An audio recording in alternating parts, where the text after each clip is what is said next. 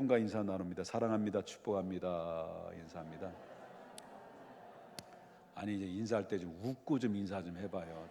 다시 한번 인사합니다. 사랑합니다. 축복합니다. 네, 감사합니다.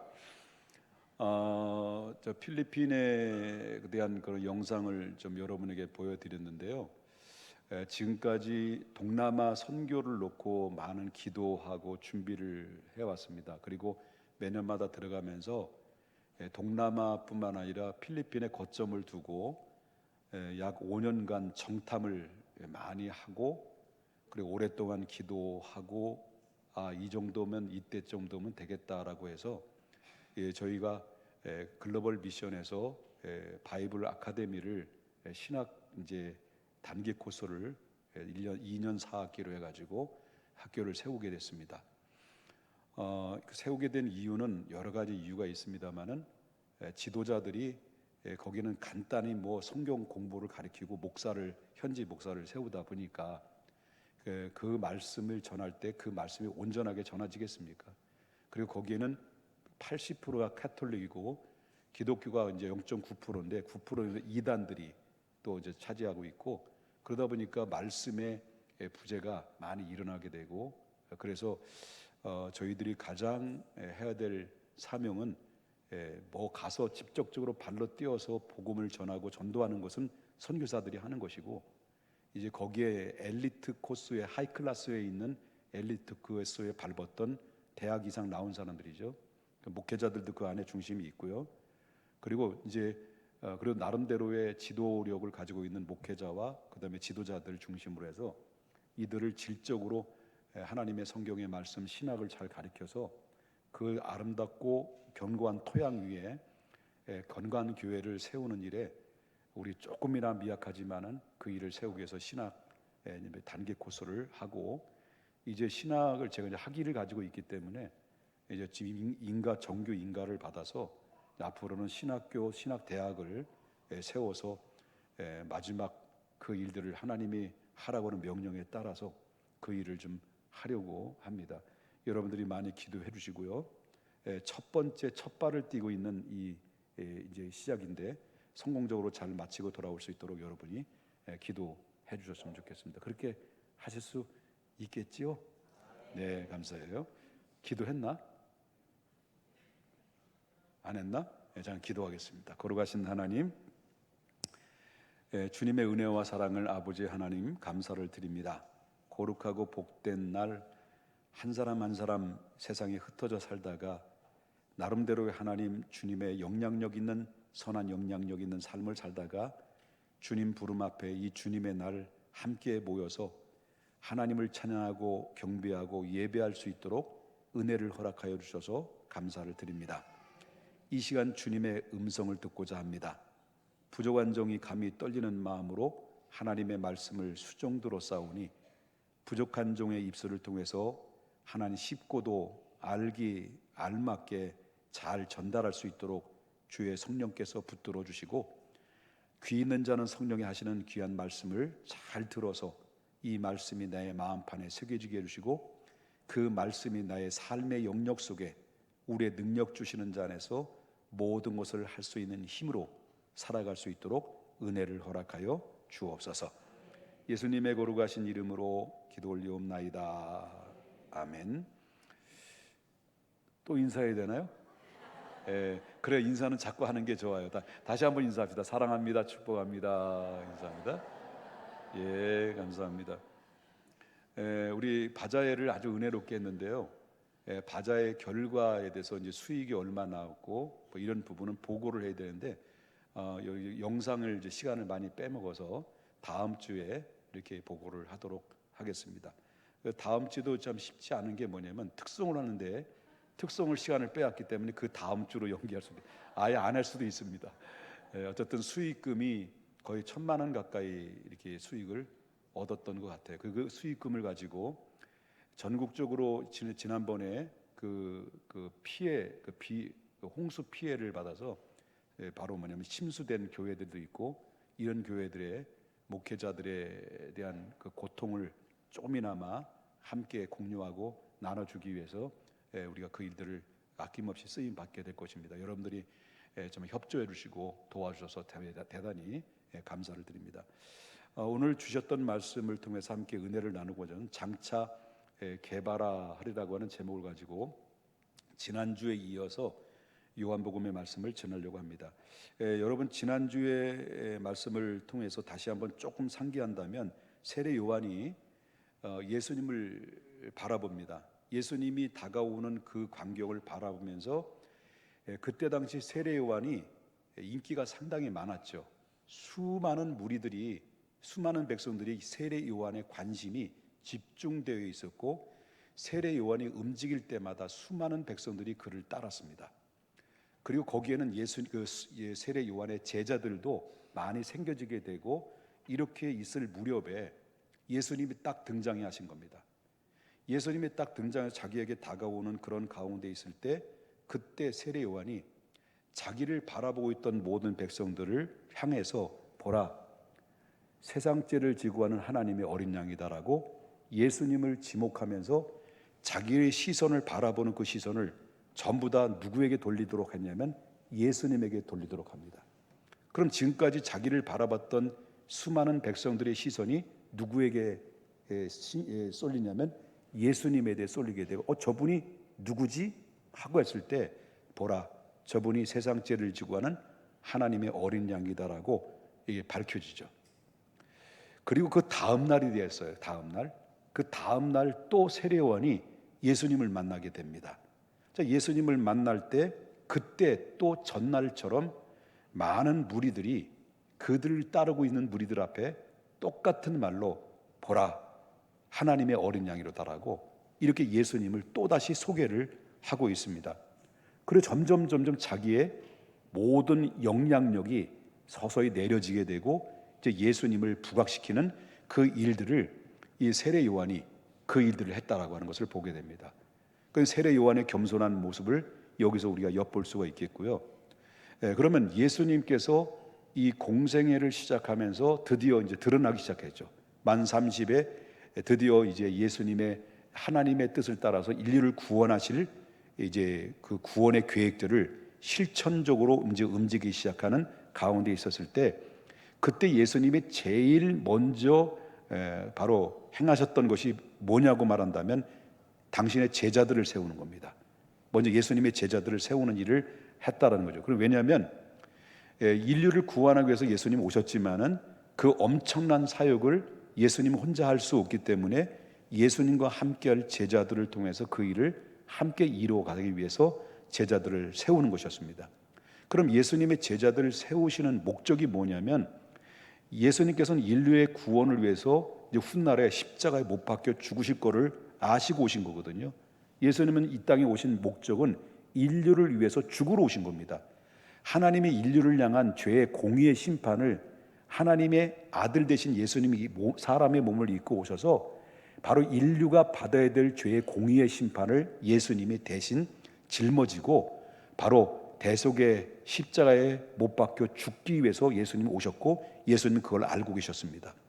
드디어 예수님께서는 대속하시고 십자가에 못 박혀 죽으시고 3일 만에 부활하시고, 그리고 500여 명의 형제들 보는 가운데서 일제히 보는 그런 증인들 앞에 하늘로 끌려 올라서 하나님의 다시 왔던 그 하나님의 보좌의 자리에 다시 올라가셨던 이 상황을 볼 때, 자, 그러면 예수님이 사역을 다 구원 사역을 완성하시고 나서 예수님이 올라가시면 누구만 달랑 남습니까? 예수님과 함께 했던 예수님의 제자들만 달랑 남게 돼 있잖아요. 그러면 예수님이 못다한 모든 이 복음을 전파하는 일, 그 전파하는 일 누가 해야 되겠습니까? 예수님을 3년 동안 따라다녔던 제자들이 그 일을 앞으로 해야 될 사명이 있기 때문에, 그래서 예수님께서 공생의 시작부터 누굴 세우냐면 그 사실을 염두에 두고 12명의 제자를 세웠던 것입니다. 그러므로 말미암아 예수님이 마지막 승천하시기 전에 제자들에게 하신 말씀이 뭡니까? 너희는 모든 족속으로 제자를 삼아 아버지와 아들과 성령의 이름으로 세례를 주고 내가 너에게 분부한 모든 것을 가르쳐 지키게 하라. 볼지어다 내가 세상 끝날까지 너희와 함께 하겠다라는 이 말씀을 하고 올라가셨습니다. 그럼 남아있는 모든 사명은 고스란히 제자들의 몫으로 그 감당하기 위해서 이미 그 사실을 먼 미래 지향적으로 예수님은 그 염두에 두고 제자들을 선발했던 것을 보게 된다라고 하는 거죠. 자, 그렇다면 예수님의 제자는 바로 어떻게 모여지게 됐는지에 대한 이 모든 과정들을 한번 살펴보게 되면, 그 당시에 예수님의 등장하기 전에 세례 요한이 가장 인기가 많았던 슈퍼스타였습니다. 바로 400년 만에 구약과 신약의 그 중간은 구약과 신약의 중간은 400년의 공백 기간이 있었습니다. 이걸 가지고 신학적인 용어로 신구약 중간사라고 그러거든요. 그 안에 아무런 하나님의 반응이 나타나지 않습니다. 선지자도 안 보냈습니다. 말라기 선지자 이후에 세례 요한이 등장할 때까지 아무런 반응을 보이지 않았습니다. 400년 만에 누가 등장했으면 세례 요한이 딱 등장한 겁니다. 그리고 회개하라 천국이 가까웠느니라고 선포를 시작해서 세례 요한이 약대토롯을 입고 광야에서 지팡이를 잡고 메뚜기의 석청을 먹어가면서 그 타락한 이스라엘 백성들, 잠든 이스라엘 백성들을 깨우고 세례를 베풀고 그 회개의 증표로 세례를 베푸는 각성을 시켰던 세례 요한이었기 때문에 백성들의 민심은 요동치기 시작합니다. 아, 저분이 메시아가 아닌가, 혹 선지자가 아닌가 등등 이제 궁금증이 자아내기 시작하면서 있었을 때 많은 백성들이 그의 관심을 가지고 예수님을 따랐던 거죠. 그런데 그때 당시 세례 요한이 한참 이제 인기가 많아지고 있을 때 예수님은 그때 당시에 아무 이름도 없고 무명의 한 청년에 불과했던 것이었습니다.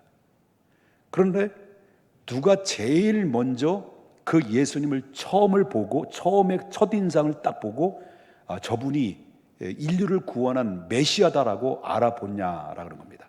누가 제일 먼저 저분이 예수님이 세상죄를 지고 한 하나님의 어린 양 메시아다라는 알아봤냐면, 아까도 서두에 말씀드렸던 것처럼 누가 말했겠습니까?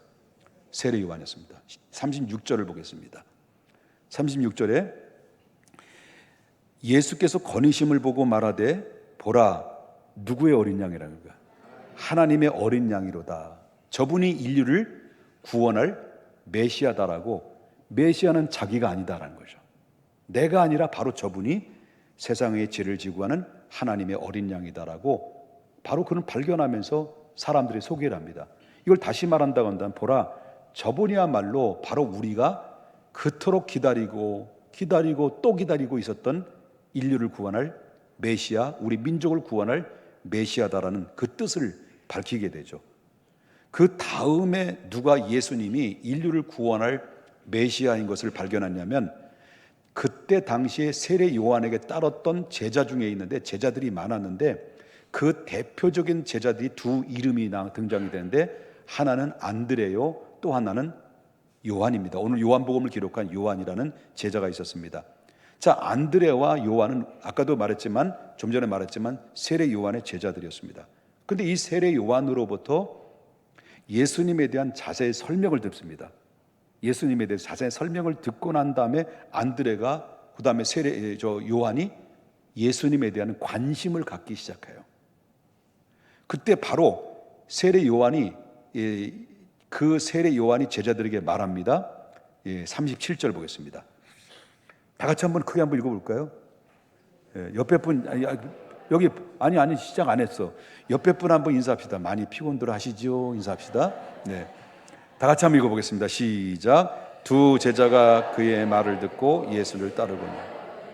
자, 세례 요한이 자기를 따르고 있던 아주 아꼈던 안드레와 요한에게 설명을 다합니다. 이제부터는 나를 떠나서 저 하나님의 어린 양으로 오신 예수님을 따라가라 라고 자기의 모든 주도권을 저분에게 맡기고, 그리고 두 제자들을 저분에게 보냅니다. 그래서 오늘 주셨던 말씀, 두 제자가 그의 말을 듣고, 세례 요한 말을 듣고 누굴 따라한 거예요? 예수님을 따라간 거죠. 이해되시면 아멘 합시다. 자, 예수님은 자기에게 찾아온 두 제자에게 질문합니다. 예수님이 왔잖아요. 세례 요한의 말 따라서 자, 가라. 이제부터 나를 따르지 말고 내가 너의 스승이 아니라 너를 인도할 스승이 있는데 그분이 너희들을 인도하게 될 것이다. 이게 보냈는데 말씀대로 가보니까 딱 예수님을 만나게 되죠. 그 두 제자를 딱 보자마자 예수님이 39절에 이렇게 이야기하죠. 뭐라고 얘기합니까? 예수께서 돌이켜 그 따르는 38절입니다. 미안합니다. 예수께서 돌이켜 그 따르는 것을 보시고 물어 이르시되 뭐라 그럽니까? 무엇을 구하느냐? 이르되 라삐오 어디 계시오니까? 라고 하는 답변을 제자들이 합니다. 이 대화를 나누는 것을 보게 되면 질문과 답변의 형식이 참 아이러니합니다. 왜 날 찾아왔느냐? 이런 질문이에요. 그런데 이 제자들은 선생님 어디 계십니까? 라는 질문을, 생뚱맞는 질문을 또 해요. 이 대단히 이런 질문을 보게 되면 좀 이해가 안 되는 가운데서 있는데, 그런데 어쨌든 간에 이 질문에 대해서 너희가 무엇을 구하느냐라는 이 질문은 대단한 의미를 가지고 있다는 거예요. 예수님의 요한과 안드레가 왜 찾아왔는지, 바로 그리고 누구인지를 예수님이 다 알고 질문했다는 것을 우리가 보게 된다라고 하는 거죠. 그런데 이 제자들의 대답이 뭐예요? 생뚱맞게 라삐요? 어디 계십니까? 라삐라는 이름은 어떤 이름이에요? 선생이라는 이름이죠. 그러니까 제자들의 이 대답을 들으시고 이제 예수님이 뭐라고 말하냐면 39절에 예수께서 이르시되 뭐라고 그래요? 일단 와봐라. 여기서 이 와보라고 하는 것은 오라. 그래야만 너희가 알 것이다. 그런 얘기를 하신 거예요. 그때부터 이 두 제자들은 예수님의 초청을 받고 따라가기 시작해요. 그때 이제 첫 만남이 이 안드레와 요한이 예수님과의 만남이었습니다. 자, 첫 만남이 시작해서 이제 안드레와 요한은 세례 요한을 떠나서 예수님과 함께하는 시간을 갖게 되는데, 첫 만남의 시작이 오늘 본문에 보면 10시라고 그랬어요. 10시. 그리고 우리나라 시간으로 보면은 오후 4시 정도 되는 시간입니다. 오후 4시 정도 때부터 이제 예수님을 따라다니면서 하루 종일 예수님이 밤 늦게까지 예수님과 함께 그 두 사람의 제자들은 거닐었다는 것을 보게 되죠. 그러면 이 예수님의 첫 만남을 통해서 그 예수 그리스도를 통해서 무엇을 발견하느냐? 와 봐라. 그러면 알게 될 것이다라고 하는 그 말씀 따라서 4시에 만나가지고 밤새도록 예수님과 함께하면서, 그리고 나서 그 두 명의 제자들이 예수님을 만나고 무엇에 대한 확신을 갖게 되느냐라고 하는 것인데, 두 명의 제자 중에서 요한이라는 사람이 요한복음을 기록했잖아요. 요한복음을 기록하면서 그들이 그 현장 때 받았던 그 예수님의 인상에 대해서 이렇게 소개를 하고 있습니다. 이제 요한복음 1장 14절 보겠습니다. 자, 그들이 이제 밤새도록 예수님과 함께 만났으면서 그들이 예수님을 통해서 발견한 것을 이제 사도 요한은 요한복음을 기록하면서 그 이야기를 한 거예요. 자, 말씀이 육신이 되어 우리 가운데 거하심에, 그 다음에 뭐라고 나와요?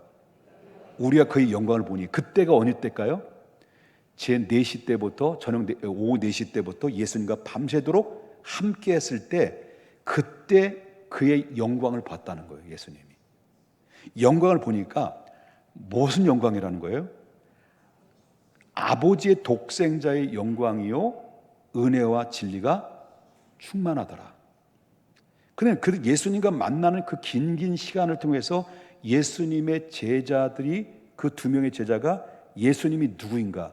예수님이 메시아다, 예수님이 구세주다 라고 하는 것을 우리가 봤다는 거예요. 그러면서 우리가 그 지나긴 시간을 보내면서 우리가 본 것은, 우리가 목격한 것은 그 예수를 통해서 보니까 우리가 그의 영광을 보니 아버지의 독생자의 영광이요 은혜와 진리가 충만하더라. 이거를 증언한 거예요, 사도 요한이.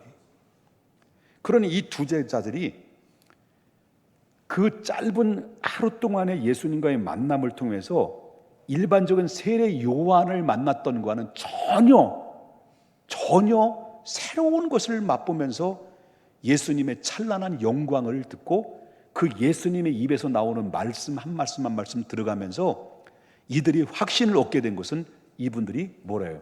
이분은 메시아다 라는 것을 느끼게 된 거죠. 믿으십니까? 자, 그들은 예수님을 만나고 난 다음에 어떤 반응이 있었어요? 어떤 반응이냐면, 먼저 세례 요한이 예수님을 메시아라는 것을 발견하고 어떤 반응을 하셨느냐 할 때, 세례 요한을 보십시다. 보라, 하나님의 어린 양이로다. 저분이 뭐라는 거예요? 인류를 구원할 진정한 메시아다라고, 이렇게 말만 끝나는 것이 아니었다라는 거죠. 자, 지금까지는 그렇게 아끼고 소중히 여겼던 분신 같은 제자들을, 여러분, 그 제자들을 기꺼이 예수님에게 보냈어요. 그리고 백성들의 민심을 전부 다 예수님께 쏠리고, 예수님이 서서히 자기를 따랐던 백성들이 누구에게 관심을 갖기 시작해요? 예수님에게 관심을 갖기 시작하면서 자기로부터 관심을 멀어지기 시작해요. 내 곁을 그렇게 따라다녔던 구름대처럼 벌떼처럼 몰려들었던 사람들이 점점점 자기 곁을 떠나고 예수님께 몰려들어가고, 제자들도 다 보내다 보니까 어땠어요? 마음이 공허할까요? 공허할까요? 공허하죠. 내가 지금까지 쌓아놓은 것이, 이 업적이 얼만데, 내가 지금까지 이 나를 따르던 추종자들이 얼마나 많고, 내가 많은 제자들을 이렇게 거느렸는데, 내가 어떻게까지 여기까지 인도인데, 내가 어떻게까지 여기까지 내가 이렇게 이룬 업적이 많은데, 그러면서 바로 이 모든 것을 끌어안고 부여잡고 예수님께 소개해 주지 않았다면, 베드로, 세례 요한은요, 오늘날 세례 요한이 될 수가 없었던 거죠. 예수님을 발견한 다음에, 하나님이 어린 양이라는 것을 발견한 다음에, 자기를 따랐던 모든 백성을 예수님께 시선을 돌리게 하고, 그리고 자기를 따랐던 제자들을 마저도 예수님께 보내드렸다라고 하는 거예요. 저는 이런 걸 보면, 저도 이제 나이가 이제 적지 않은 나이가 됐어요. 28에 교회를 설립하고, 어느덧 앞만 보고 열심히 그냥 목회만 하고 살아오다 보니까 벌써 37년이 되고, 60이, 여러분 믿지 않으시겠지만 60이 훨씬 넘는 중반의 나이가 됐습니다. 그리고 37년 동안 앞만 보고 따라왔던 눈물, 헌신, 가지고 있는 모든 재산을 하나님 앞에 드리고, 초창기에 그렇게 시작하면서 오늘 여기까지 오면서 많은 좋은 분들과 함께 정이 들어서, 그래서 정말 건강한 교회를 이루고 다음 세대들이 일어나고 한참 부흥되는 이런 기점에 놓여 있을 때, 어느덧 정신없이 달려오니까 나이가 60 중반이 되어가고 있고, 이제 은퇴라고 하는 그런 생각을 하는 때가 다가오게 됐죠. 그럴 때 어쩌면 이런 마음들이 있겠죠. 내가 여태까지 여기까지 온 것은 내가 어떻게 한 건데, 여기에 눈물이 있고 헌신이 있고, 그리고 앞만 보고 달렸던 성실함이 있고, 정말 외쳤던 그 외침의 소리들이 얼마나 많고, 그리고 이 교회 성도님들이 함께 모여서 예배를 드리는 이런 업적들이 있는데, 다음에 후계자인 목사님이 들어오면 이분들에게 다 이분에게 이양시켜야 되는 이런 문제 앞에 나는 과연 정말 나는 괜찮아, 기꺼이 그럴 수 있지, 할 수 있을까라는 생각을 좀 해봤습니다. 그렇지만 뭐 세월은 장사가 있나요?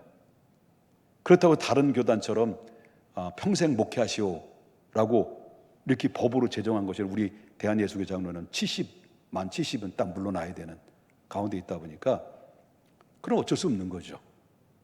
근데 여기에서 이 공허함이 이루 말할 수 없이 찾아오면 은퇴하자마자 목사님들이 그냥 무너지는 이런 사례들이 너무 많거든요. 그래서 저는 참 얼마나 지혜로운지요. 그래서 이 미리 이제 선교에 대한 그런 하나님의 열정을 부어주셔서, 그냥 동남아 선교에 미리 준비하고 기도하고, 그렇게 해서 은퇴하고도 연장 사역으로 하나님 앞에 그 일을 마지막 선교로 불태우고, 하나님 앞에 부끄러울 것이 없는 마지막 종착역 앞에 서기를 원하는 마음으로 제가 준비하고 있습니다. 잘했죠? 그러니까 지금 준비하는 과정에서 이제 여러분들이 이제 제가 은퇴를 하면 어떻게 하겠습니까?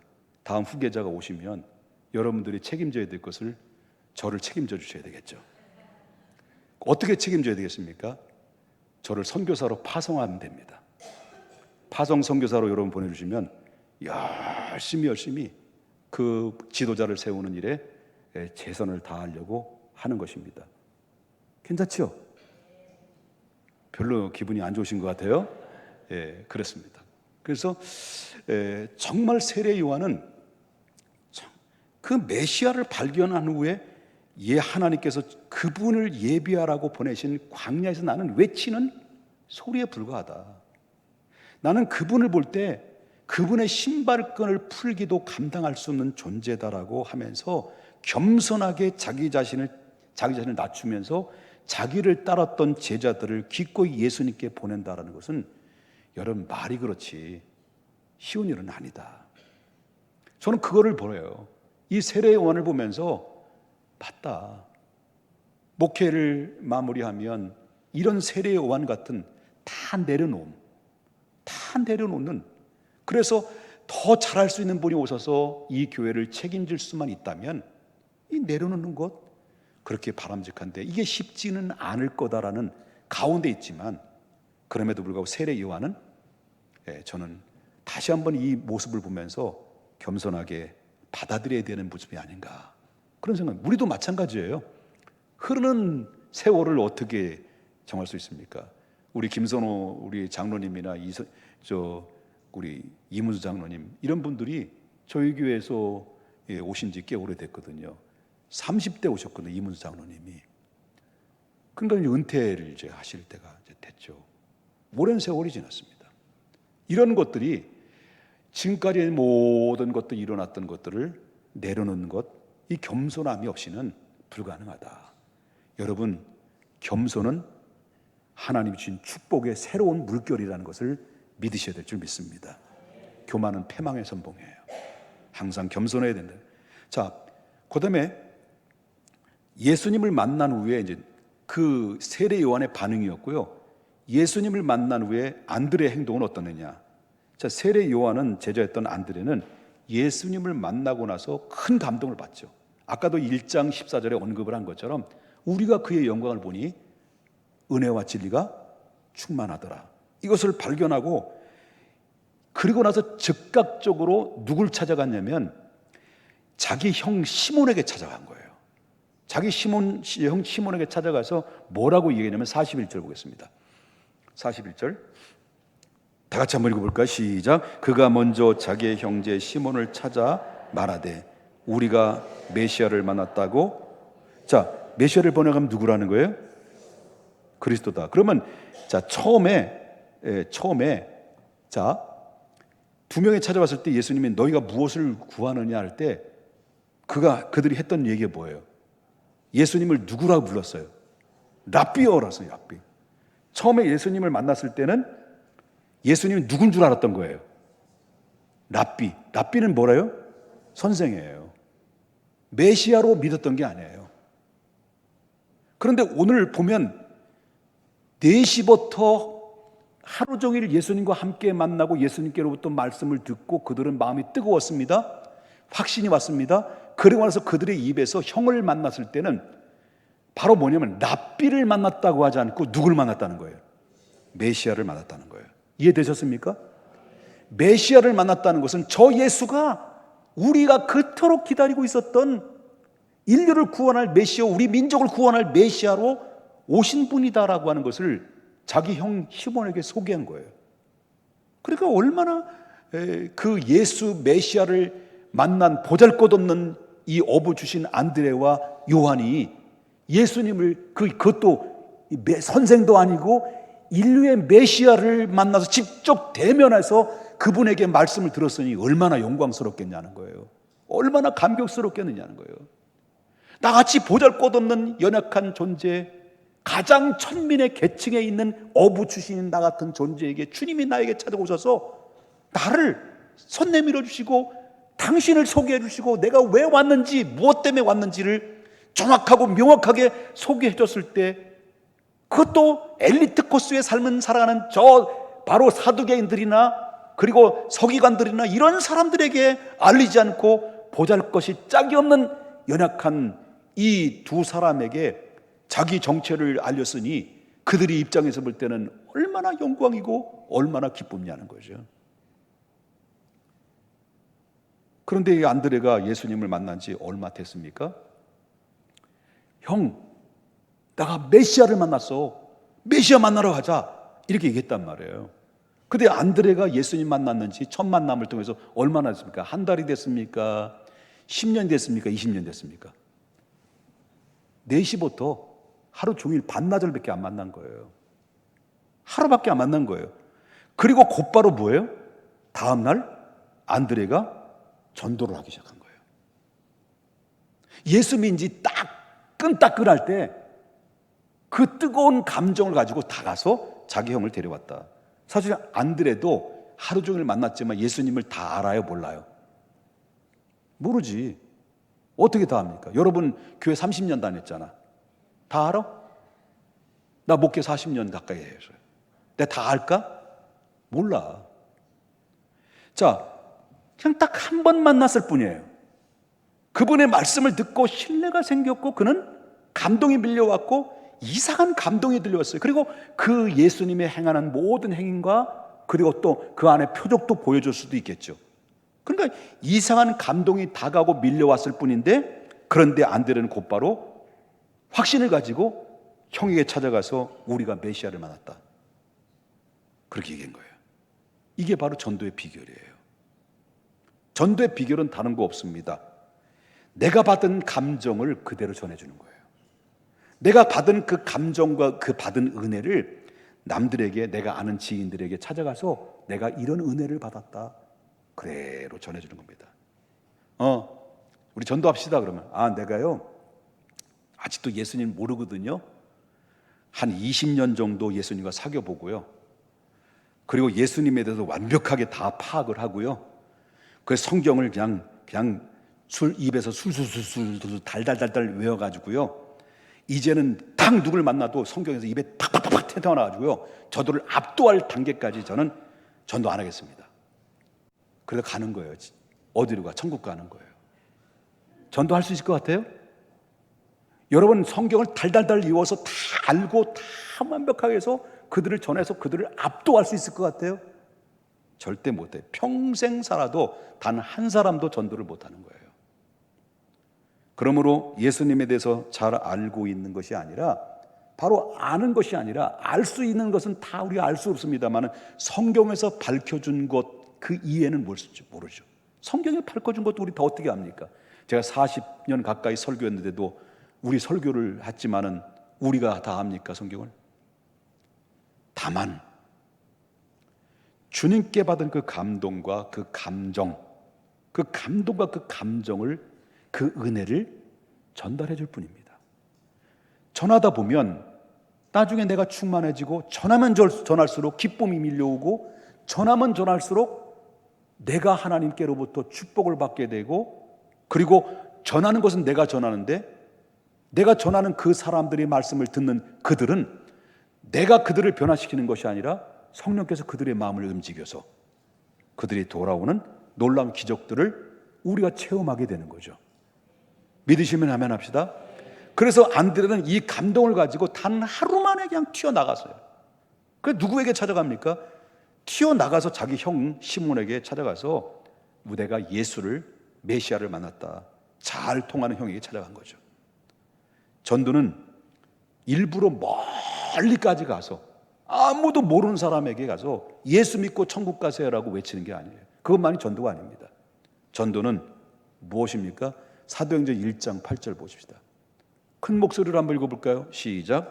오직 성령이 너에게 임하시면 너의 권능을 받고 예루살렘과 온 유대와 사마리아 땅끝까지 이르러 내 증인이 되리라. 어디부터 하는 겁니까? 바로 예루살렘에서부터 유다와 사마리아와 그 다음에 어디예요? 땅끝까지예요. 가장 좋은 전도 방법은 관계 전도입니다. 내가 잘 알고 자주 만나서 이야기를 나눌 수 있는 그런 지인들을 만나가지고 찾아가는 거예요. 찾아가서 안드레가 누구한테 찾아갔습니까? 자기 형 시몬에게 찾아간 거예요. 찾아가서 무슨 얘기 했겠습니까? 우리가 보니 하나님의 독생자의 영광이요 은혜와 진리가 성령이 충만하더라. 그걸 전한 거예요. 예수님은 다 몰라도 자기가 받은 감동을 그대로 전하는 거예요. 전했을 때 그때 가장 효과적으로 나오게 되는 거죠. 여러분, 오늘 설교를 통해서 예를 들어서 감동을 받았단 말이에요. 다는 아닐 거라고 생각하지만은, 다 엉뚱한데 생각을 다 쏟고 막 이러겠지만은, 그러나 어쨌든 여러분 중에서 설교를 듣고 은혜를 받았단 말이에요. 예? 받았단 말이에요. 예? 받았단 말이에요. 그 받으면 어떻습니까? 야, 내 지인한테 찾아가는 거죠. 지인한테 찾아가서, 야, 내가 오늘 주일날 예배드리러 갔는데, 이야, 강단에서 설교하시는 목사님이 얼굴도 크고 다리도 짧고 말도 더듬고 오늘따라 인상 박박 쓰며 설교하더라. 그러면 되겠어요? 안 되겠어요? 안 되지. 누가 오겠냐는 거예요. 그러니까 우리가 받았던 그 말씀, 여러분 뻥 튀어서 얘기하려는 건 아닙니다. 오늘 받은 말씀을 통해서 감동받았던 그 감정, 그 은혜를 그냥 오늘 이렇게 하죠. 우리 오늘날 교회를 갔더니 우리 목사님이 앞을 봐도 잘생기고 옆으로 봐도 잘생기고 뺑 돌려봐도 잘생기고, 이게 아니라 잘생긴 데다가 입에서 나오는 말씀이 얼마나 송이꼴보다 다른지, 야, 여태까지 설교를 들었어도 이게 송이꼴보다 다른 설교를 들어본 적이 없다라고 하면 그 꿀맛 보러 오지 않겠습니까? 궁금해서 꿀맛이 어떤지. 그런데 우리 목사님은 키가 작아, 다리가 짧고 얼굴 크고 못생기고 막 목사님 성질이 더럽고 막 누가 안 오지. 안드레는 자기가 받은 그 감정을 그대로 전했어요. 그럴 때 베드로는 주님을 만난 거예요. 그 베드로의 첫 만남이 시작이죠. 누구 때문에? 자기 동생 안드레 때문에 첫 만남. 여러분들도 누구 때문에 이 교회에 오셨고 그 한 사람 때문에 주님을 만난 사람들이 여러분들 아니겠습니까? 그렇잖아요. 그 안드레 때문에 주님을 만났을 때, 안드레가 자기 형을 데려왔을 때 그 자기 형이 사람을 낚는 어부에서, 아니지, 그 고기를 잡는 어부에서 내가 이거 얘기하면 안 되는 거야. 우리 목사님 말을 더듬고 말을 거꾸로 한다. 그 얘기하면 안 되죠. 그거 빼고 얘기해요. 아니죠.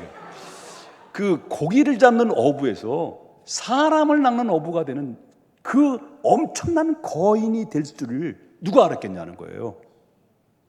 없는 거죠. 그 동생의 인도로 이 베드로 형은 첫 만남이 이루어져요. 첫 만남일 때 예수님이 그를 딱 보자마자 42절 보겠습니다.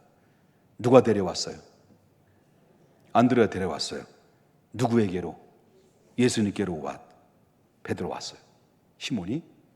그때 예수님이 보시고 이 뭐라고 말합니까? 내가 요한의 아들 시몬이니 장차 뭐라는 거예요? 게바라. 게바를 번역하면 뭐예요? 베드로다. 베드로가 뭡니까? 반석이라는 거죠. 예수님을 딱 보자마자 너는 게바구나, 넌 베드로구나 라고 얘기했단 말이에요. 그러니 여러분, 첫 대면을 만났는데 자기 이름도 모를 것 같았는데 이 요한의 아들 시몬이라는 이름까지 주님이 이미 알고 계시고, 그 시몬을 베드로라고 하는 이름을 개명시켜서 내가 장차 사람을 낚는 어부가 될 것이다라는 그 말씀을 딱 전해줬을 때, 여러분, 자기는 천한 계층의 어부예요. 아무도 알아주는 시골댁의 어부 출신인데 그분이 네가 앞으로 장차 게바다, 네가 장차 사람을 낳는 어부다, 이렇게 얘기하게 되면 여러분, 황홀해요? 황홀하지. 제가 윤상현 집사님에게 집사님 지휘하는 모습 자체만으로도 은혜가 되는데, 손가락이 움직이는 그 움직일 때마다 착착착착 질서 있게 찬양으로 아름다운 조화를 이루는 모습이 정말 하나님이 함께 하시는 것 같습니다. 아니, 함께 하시고 있습니다. 아유, 별 반응이 없네. 실망했잖아. 하나님이 함께 하시는 것 같습니다. 아니, 함께 하시고 있습니다. 늦었어요. 벌써 이제 이게 대책이 안 되는 거예요. 그러니까 사실이거든요. 나는 늘 증인이잖아요. 보잖아요. 그러면 솔직히 담임 목사한테 이 칭찬을 듣는 거, 인정받는 것도 집사님 고개를 들고 날 봐요. 아니, 기분이 좋아요, 안 좋아요? 좋지. 근데 메시아인데, 인류를 구원할 메시아라고 하는 만왕의 왕으로 이 땅에 오신 예수님이 넌 개바다, 넌 초라한 그런 사람이 아니라 너는 개바다, 이렇게 말을 선언했을 때 여러분 어떻습니까? 황홀하죠. 저는 이름이 아주 부르기가 더러워요. 김옥복이에요. 저도 초등학교 6학년 때까지 내 이름이 옥복인 줄 몰랐어요. 김병복으로 어렸을 때부터 병복아 불러가지고 초등학교 때도 선생님이 김병복 했단 말이에요. 중학교 올라가니까 준비등록드리니까 너 일로 나와. 선생님이 너 이놈의 새끼야, 너 김병복이 아니라 김옥복이잖아. 그냥 그때부터 내 이름이 김옥복으로 생겨. 목회를 하다 보니까 좀 더 해도 돼요? 재밌죠? 예, 그래요. 감사해요. 오늘 처음 나오신 분들 미안해요. 예. 그래, 바쁘신 분들 가셔도 돼. 자, 김옥복. 그래서 저희 목회할 때 굉장히 장애가 되더라고요.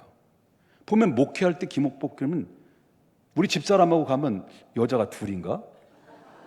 그 모든 공무원이 나올 때 30%가 뭘로 온 줄 알아요? 김옥분 목사님. 그래서 이 이름 때문에 열등이 있어요. 이름을 바꾸려고 그랬어요. 김충만으로.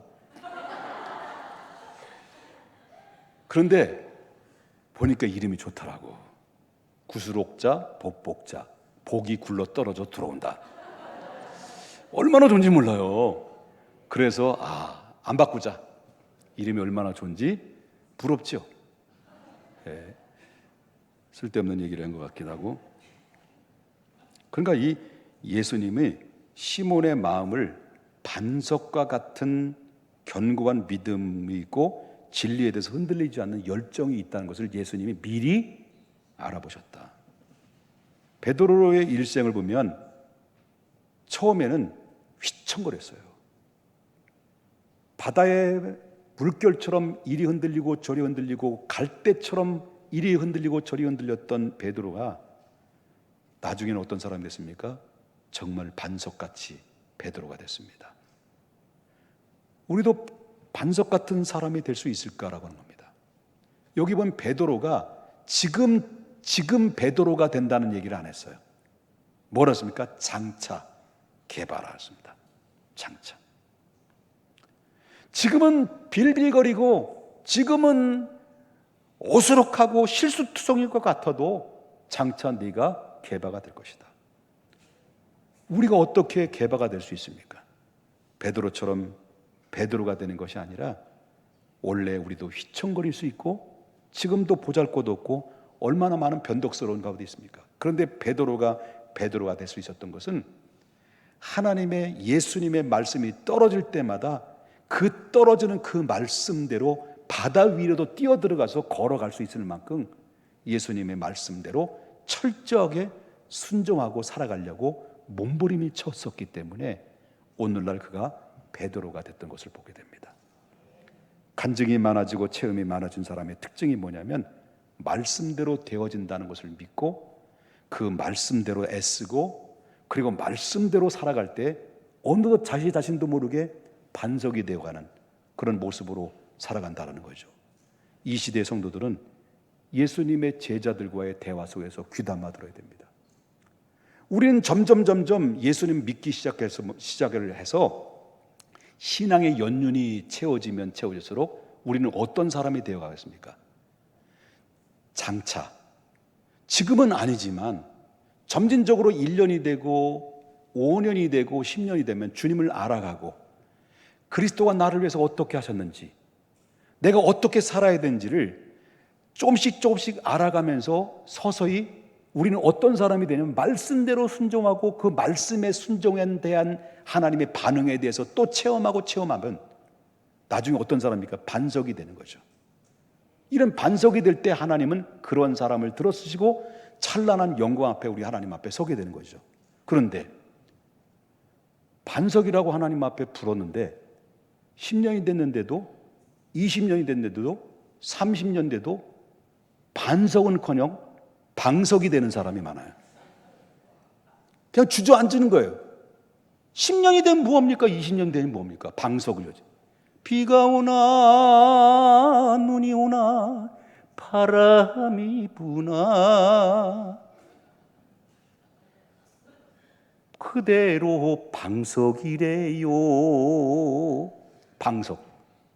그대로 방구석에 처박혀서 신세한탄하고, 여러분 10년 되고 20년 된데도 불구하고 지금은 아니지만 장차 네가 반석이 될 거랄 때 주님의 말씀에 감동이 밀려올 때마다 순간순간마다 하나님의 말씀대로 살아가려고 몸부림치다 보면 하나님이 어느덧 사람을 낚는 거인이 되고, 그가 말씀을 외칠 때마다 그 예수님의 반석이라는 말씀대로 외쳤던 그 말씀 따라 베드로는 결국 어떤 사람이 됐습니까? 성령 받고 모든 유대인들에게 예수 그리스도를 선포할 때 그 현장에서 3,000명, 5,000명이 회개하고 그 베드로의 설교의 말씀을 듣고 저들은 눈물 뿌리고 돌아와서 주님을 영접한 사람들이, 수다한 사람들이 베드로의 설교를 통해서 은혜 받았어요. 우리도 처음엔 미약하지만은 여러분, 예수님과 함께 걸고 예수님과 함께 살고 예수님과 함께 믿음으로 순종의 길을 나아갈 때 베드로처럼 여러분 엄청난 반석의 자리에서 영광을 누릴 수 있는 그때가 올 때까지 점점 주님을 닮아가고 바로 안드레처럼 전도자의 발걸음이 되고 하나님의 은혜로서 더욱 다짐해서 하나님 앞에 섰을 때, 최종적으로 섰을 때 우린 주님 앞에 서게 되는데 부끄러울 것이 없는 하나님의 사람으로 세움받는 우리 모두가 될 수 있기를 주님의 이름으로 축원합니다. 오늘 설교가 길어서 너무 미안해요. 다음에 더 길을 수도 있습니다.